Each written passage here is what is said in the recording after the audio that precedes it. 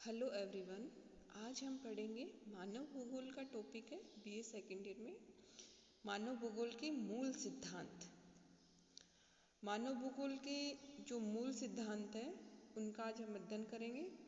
मानव भूगोल में जिन प्राकृतिक तथा सांस्कृतिक तत्वों का अध्ययन किया जाता है वे सभी परिवर्तनशील हैं। यद्यपि उनके परिवर्तन की अवधि, गति एवं मात्रा भिन्न भिन्न हो सकती है। इस प्रकार परिवर्तन की प्रक्रिया में मानव भूगोल के विभिन्न तत्व निरंतर क्रियाशील रहते हैं। तो देखो इसमें क्या है कि हर जो तत्व है, चाहे प्राकृतिक हो चाहे सांस्कृतिक हो, सभी क्या परिवर्तनशील है।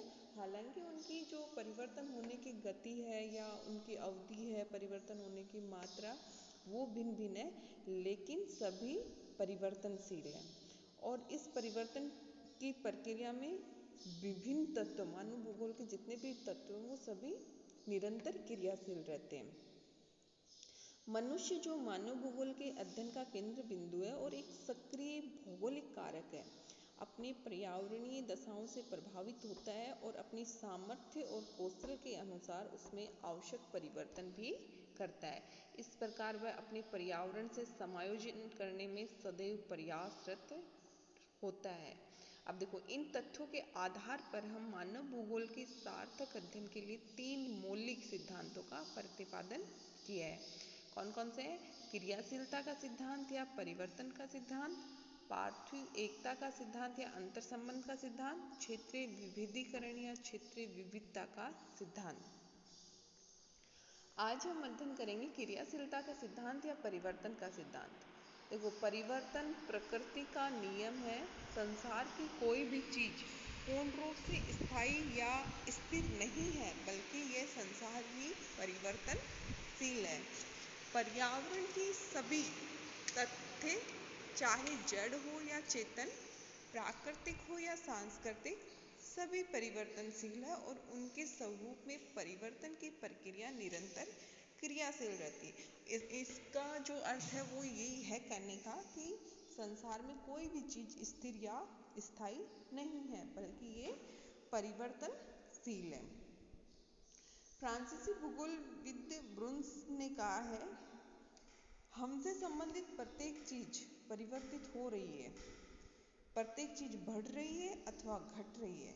वास्तव में कुछ भी गति रहित या परिवर्तन रहित नहीं है। यानी कि हमसे जुड़े हुए जितने भी तथ्य हैं वो सभी या तो घट रही है या बढ़ रही है। तो उनका कहने का ये था कि कोई भी चीज ऐसी नहीं है जिसमें परिवर्तन नहीं हो रहा है।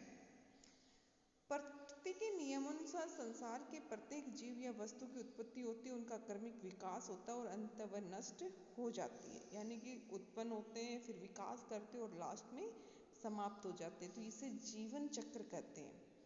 और देखो ये जो जीवन चक्र है ये सभी भौतिक और सांस्कृतिक सभी तत्वों पर लागू होता है। और एक जीवन चक्र में बाल्यावस्था, युवावस्था, प्रौढ़ावस्था और वृद्धावस्था पाई जाती है। और देखो ये भी निश्चित है, अगर संसार में कोई चीज या तत्व है उसका अगर वो उद्भव होता है तो उसका विनाश भी निश्चित होता है।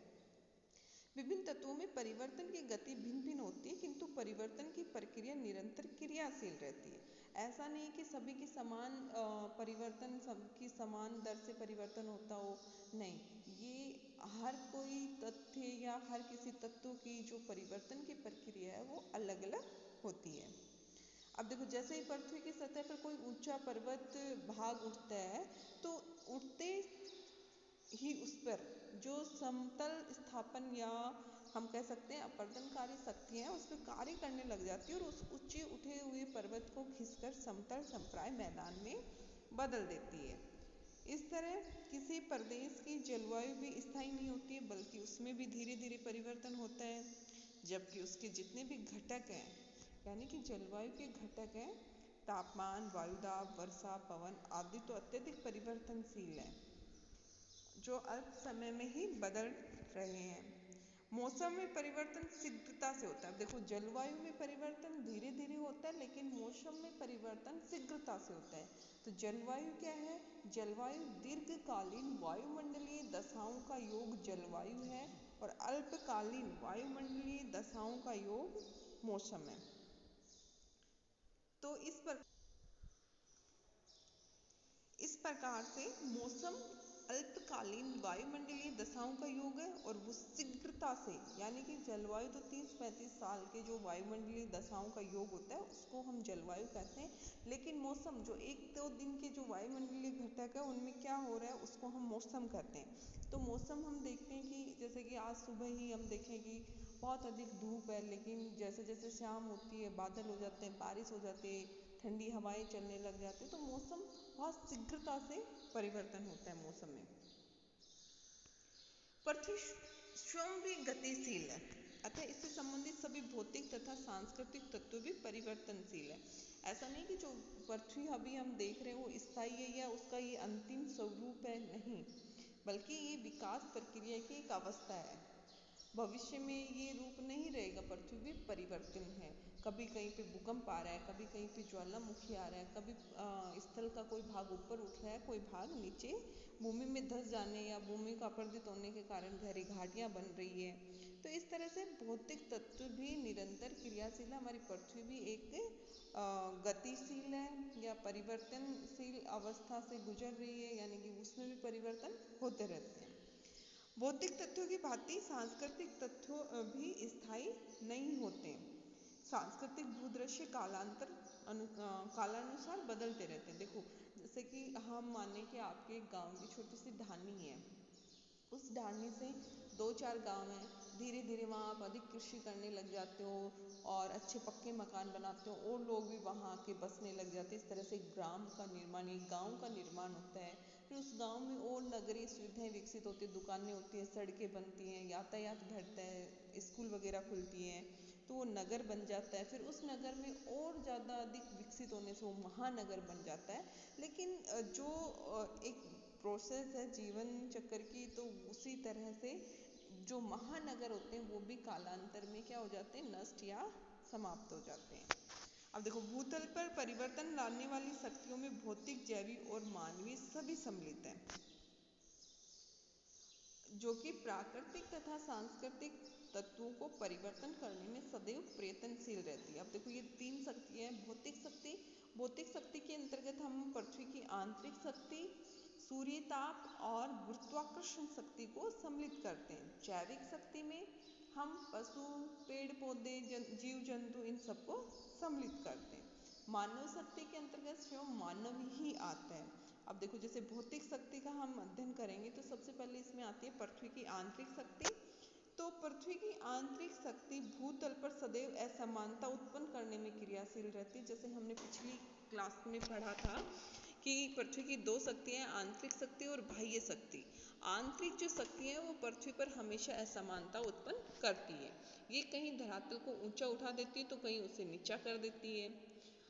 और इसमें भी 2 तरह के परिवर्तन होते हैं। एक तो होते हैं दीर्घकालीन परिवर्तन, जिससे पर्वत निर्माण प्रक्रिया है, बहुत टाइम से धीरे धीरे पर्वतों का निर्माण होता है। दूसरी होती है आकस्मिक या त्वरित परिवर्तन, अचानक से भूकंप आ गया या ज्वालामुखी हो गया तो वो कुछ सेकंड में ही इतने अधिक परिवर्तन हो जाते हैं आकस्मिक या त्वरित गति से। दूसरा है सौर ऊर्जा या सूर्य ऊर्जा। सूर्य शक्ति का महापुंज है जो पृथ्वी की सतह तथा उसके वायुमंडल में होने वाले समस्त परिवर्तनों का नियंत्रक है। देखो जिससे पृथ्वी के गोल आकार, दैनिक और वार्षिक गतियां, धुरी के झुकाव आदि के परिणाम स्वरूप भूतल पर सूर्य के जो तापमान का वितरण है वो असमान पाया जाता है। और इसमें असमान तापमान के कारण वायुदाब में विभिन्नता होती है और वायुदाब में विभिन्नता के कारण विभिन्न प्रकार की वायुमंडलीय दशाएं जैसे हवाएं, आंधी, तूफान, चक्रवात, वर्षा, हिमपात, कोहरा, ओस आदि का निर्माण या कदे आदि उत्पन्न होते हैं या इनका प्रादुर्भाव होता है। तो ये जो वायुमंडलीय दशाएं उत्पन्न होती है इनसे पृथ्वी के समस्त जीवधारी, पशु, वनस्पति तथा मनुष्य का जीवन प्रभावित होता है। अब आती है गुरुत्वाकर्षण शक्ति। गुरुत्वाकर्षण शक्ति वह शक्ति है, अदृश्य शक्ति है, जिसमें पृथ्वी अपनी सतह पर अथवा उसके ऊपर स्थित वस्तुओं को अपने केंद्र की ओर आकर्षित करती है। अब देखो, गुरुत्वाकर्षण शक्ति के कारण ही जल सदैव ऊंचाई से नीचाई की ओर प्रवाहित होता है। इस शक्ति के क्रियाशील होने के कारण ही वायुमंडल के निचली परतों में वायुदाब अधिक होता है। इस प्रकार भूतल या उसके ऊपर स्थित सभी वस्तुएं तथा जीव गुरुत्वाकर्षण शक्ति से नियंत्रित होते हैं। फिर आती है दूसरी जो शक्ति है, वो है जैविक शक्ति। इसमें पेड़ पौधे, पशु जंतु, जीव जंतु जो कि धरातल में परिवर्तन लाने में सदैव संलग्न होते हैं। जैसे वृक्षों की जड़ों के दबाव से चट्टानें टूट जाती हैं और उस चट्टानों के टूटने से हमें मिट्टी मिलती है। इसी तरह पौधों की पत्तियों के सड़ने गलने से भी मृदा निर्माण में सहायता मिलती है। अनेक प्रकार के जीव जंतु तथा पशु भी भूमि को खोदकर उसमें घुरंदे बना देते हैं तथा वनस्पतियों को नष्ट या परिवर्तित करके धरातल के स्वरूप में भी परिवर्तन लाते हैं। अगला आता है मानव शक्ति। मनुष्य खुद भौगोलिक कारक या क्रियाशील शक्ति है। और देखो, मनुष्य ने विभिन्न प्रकार के प्राकृतिक तत्वों का प्रयोग करके बहुत सारे सांस्कृतिक भूदृश्यों का भी या हम कह देंगे सांस्कृतिक तत्वों के सर्जन में निरंतर क्रियाशील रहता है मनुष्य। जैसे सड़कों का निर्माण करना, नहरें निकालना, नदियों पर पुल बनाना, खनिज पदार्थों को खोज कर उनको बाहर निकालना, गांव तथा नगर बसाना आदि कार्य मानव शक्ति तथा कौशल के ही परिणाम है। इस प्रकार मनुष्य प्राकृतिक भूदृश्य को तो बदल देता ही है, साथ में वो सांस्कृतिक भूदृश्यों का भी निर्माण करता है। यानी कि प्राकृतिक जो भूदृश्य उनका उपयोग करके वो सांस्कृतिक भूदृश्यों का भी निर्माण करता है। और जब वो प्राकृतिक भूदृश्यों का उपयोग करता है तो वो उनको बदल देता है। अब देखो, पृथ्वी की सतह पर जितनी भी परिवर्तन होते हैं वो सभी उपरोक्त हमने जो 3 शक्तियाँ पढ़ी है, परिवर्तनकारी शक्तियाँ, इन्हीं की परिणाम होते हैं। और ये शक्तियाँ अलग अलग तथा संयुक्त रूप में धरातल पर परिवर्तन लाती है।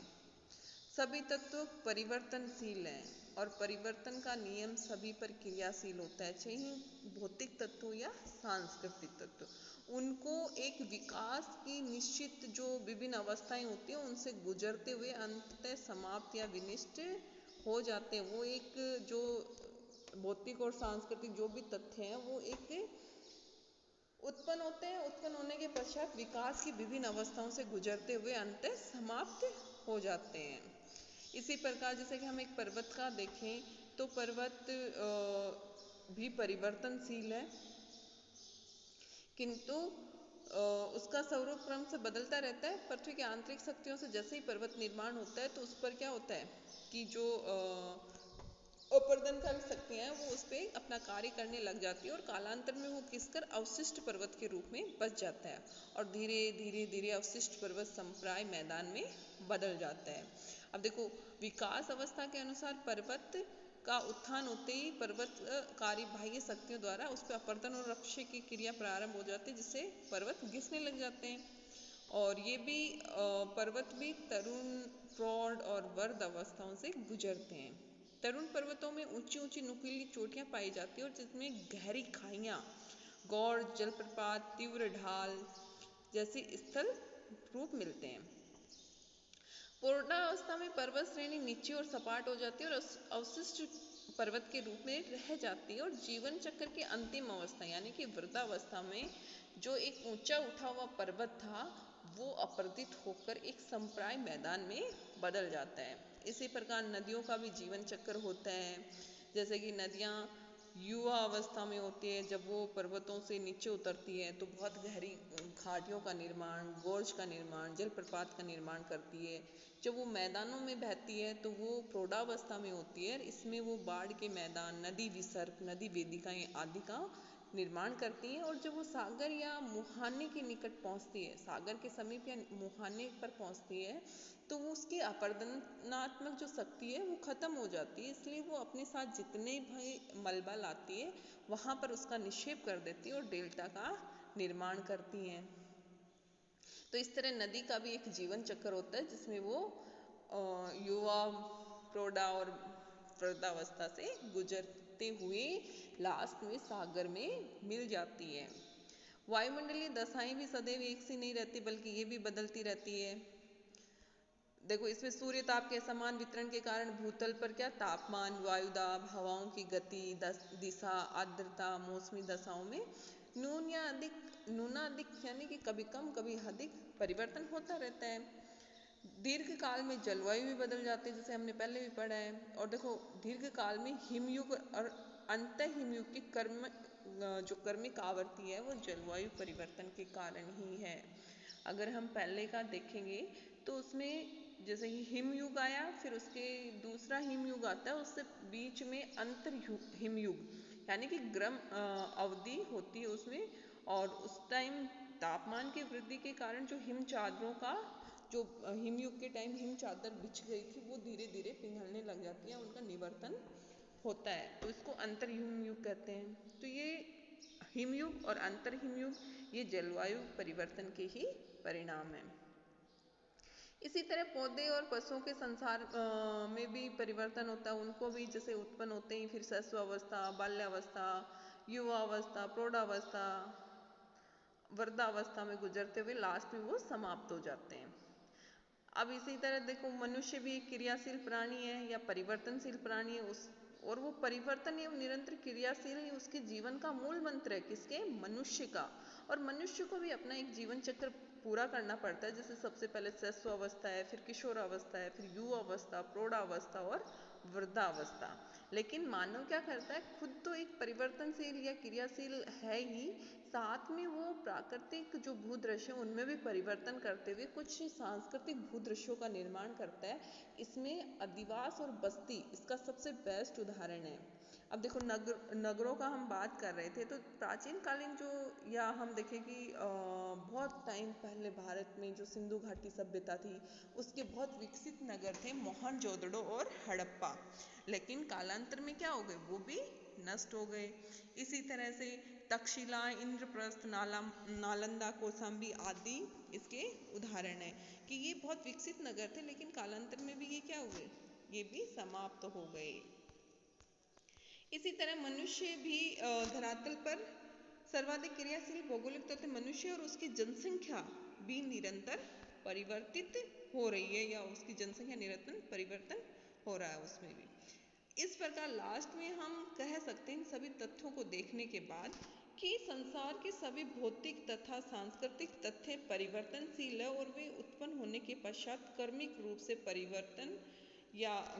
कर्मिक रूप से विकसित होते हैं और एक निश्चित समय के बाद वे नष्ट हो जाते हैं। इस प्रकार सभी तथ्यों का एक जीवन चक्र होता है जो परिवर्तन के नियम से नियंत्रित होता है। अतः मानव भूगोल के विभिन्न तथ्यों के अध्ययन में उनके विकास या इतिहास का अध्ययन महत्वपूर्ण और आवश्यक होता है। तो ये था परिवर्तनशील या क्रियाशीलता का सिद्धांत, जिसमें कि हम कह सकते हैं कि परिवर्तन प्रकृति का नियम है, यानी कि जो उद्भव हुआ है जिसका वो विकास करते हुए एक निश्चित जीवन चक्र पूरा करते हुए लास्ट में समाप्त होता ही है। Thank you.